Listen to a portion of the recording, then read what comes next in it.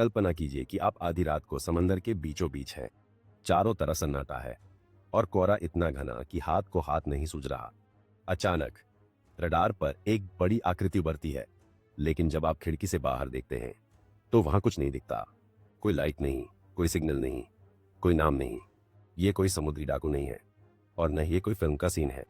ये है दुनिया के शैडो फ्लीट, यानी वो भूतिया जहाज जो आज हमारी ग्लोबल इकोनॉमी की नसों में जहरीला खून बनकर दौड़ रहे हैं।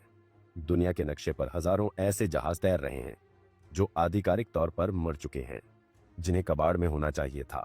लेकिन आज वही जहाज रूस, ईरान और उत्तर कोरिया जैसे देशों की लाइफलाइन बने हुए हैं। आज हम उस गुप्त दुनिया की गहराई में उतरेंगे जहां कानून का कोई वजूद नहीं है और जहां एक छोटा सा हादसा दुनिया की अर्थव्यवस्था और पर्यावरण को तबाह कर सकता है। इस कहानी की शुरुआत वहां से नहीं होती जहां आप सोच रहे हैं।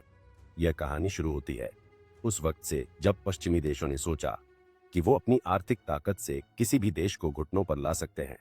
साल 2022 रूस और यूक्रेन के बीच युद्ध छिड़ता है और रातों रात रूस पर दुनिया के सबसे कड़े प्रतिबंध यानी सैंक्शंस लगा दी जाते हैं। अमेरिका और यूरोप का प्लान सीधा था, रूस का तेल मत खरीदो, उसका पैसा रोक दो और उसकी युद्ध की मशीनरी ठप कर दो। उन्होंने एक प्राइस कैप लगा दिया कि कोई भी रूसी तेल $60 प्रति बैरल से ज्यादा में नहीं बेचेगा। अगर कोई इससे महंगा बेचेगा तो उसे पश्चिमी देशों की इंश्योरेंस और शिपिंग सेवाएं नहीं मिलेंगी। लेकिन व्लादिमीर पुतिन और उनके रणनीतिकारों ने एक ऐसा दांव खेला जिसकी कल्पना किसी ने नहीं की थी। उन्होंने पूरी दुनिया से पुराने, जर्जर और रिटायर हो चुके तेल के टैंकरों को खरीदना शुरू कर दिया। ये वो जहाज थे जिन्हें रिसाइकिलिंग के लिए भेजा जाना था। लेकिन अचानक इनकी कीमत सोने के भाव चढ़ने लगी। रातों रात एक ऐसी अदृश्य नौसेना खड़ी हो गई जिसका कोई मालिक नहीं था, जिसका कोई घर नहीं था। अब सवाल यह है कि यह शैडो फ्लीट काम कैसे करता है।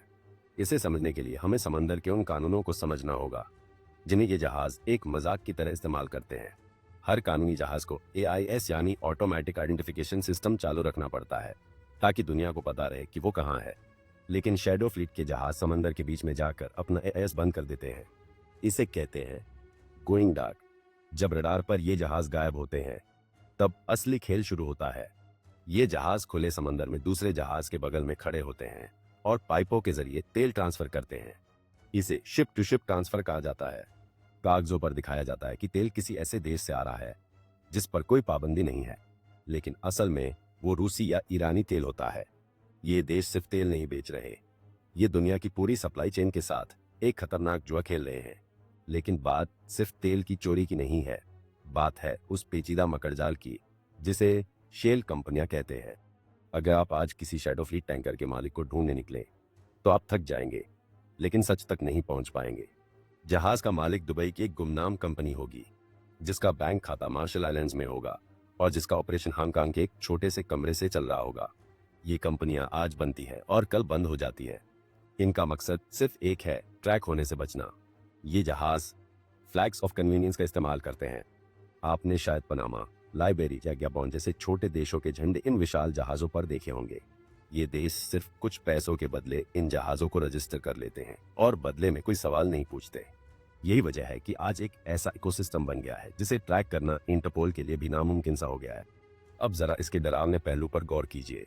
आमतौर पर जब कोई बड़ा जहाज समंदर में चलता है तो उसके पास अरबों डॉलर का इंश्योरेंस होता है। अगर तेल गिर जाए या एक्सीडेंट हो जाए तो इंश्योरेंस कंपनियां सफाई का खर्च उठाती हैं। लेकिन शैडो फ्लीट के पास कोई इंश्योरेंस नहीं है। ये जहाज 20 से 25 साल पुराने हैं, इनमें जंग लग चुका है और इनके इंजन कभी भी जवाब दे सकते हैं। अगर कल को डेनमार्क के करीब या मलक्का जलसमुद्र में इनमें से एक भी जहाज फट जाता है या लीक हो जाता है तो जो तबाही आएगी उसकी भरपाई कोई नहीं कर पाएगा। लाखों समुद्री जीव मर जाएंगे, देश की अर्थव्यवस्थाएं तबाह हो जाएंगी। लेकिन आप किसी को जिम्मेदार नहीं ठहरा पाएंगे क्योंकि उस जहाज का असली मालिक कौन है ये किसी को पता ही नहीं होगा। यह पर्यावरण के लिए एक टिक टिक करता टाइम बम है जिसे दुनिया इग्नोर कर रही है। ये शैडो फ्लीट सिर्फ रूस या ईरान की मजबूरी नहीं है, ये एक बहुत बड़ा बिजनेस बन चुका है। ग्रीस से लेकर सिंगापुर तक के शिपिंग माफिया इस खेल में शामिल हैं। जब पूरी दुनिया महंगाई की मार झेल रही है, जब आप और हम पेट्रोल के दाम बढ़ने पर अपनी जेब टटोलते हैं, तब यह अदृश्य जहाज अरबों डॉलर का मुनाफा कमा रहे हैं। ये जहाज डिस्काउंट पर तेल उठाते हैं और उसे ऊंचे दामों पर उन देशों को बेचते हैं जिन्हें अपनी इकोनॉमी चलानी है। इसमें चीन और भारत जैसे बड़े खरीदार भी अनजाने में या मजबूरी में शामिल हो जाते हैं।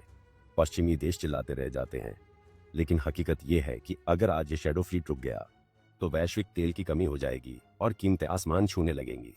इसीलिए दुनिया के पावरफुल देश जानते हुए भी अपनी आंखें मूंद लेते हैं। इस पूरे खेल का सबसे डार्क सच यह है कि हम एक ऐसे दौर में जी रहे हैं जहां ग्लोबल रूल्स सिर्फ कमजोरों के लिए हैं।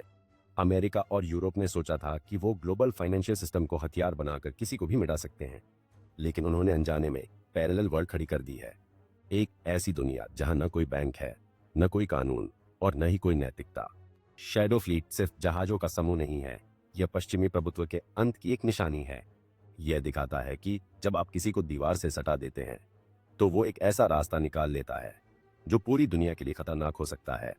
आज ये जहाज तेल ले जा रहे हैं, कल ये हथियार, प्रतिबंधित ड्रग्स या इंसानों की तस्करी भी कर सकते हैं और उन्हें रोकने वाला कोई नहीं होगा।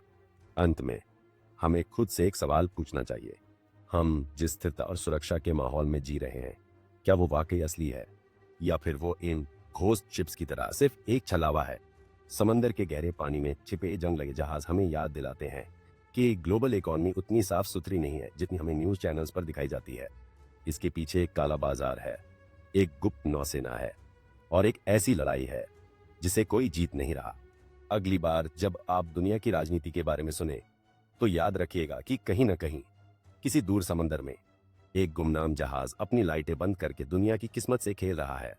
अगर आपको लगता है कि सच को सामने लाना जरूरी है तो इस ट्रुथ मूवमेंट का हिस्सा बने। इस वीडियो को शेयर करें और सब्सक्राइब बटन दबाएं ताकि हम ऐसे ही गहरे और अनकहे सच आपके सामने लाते रहें। आपकी राय क्या है?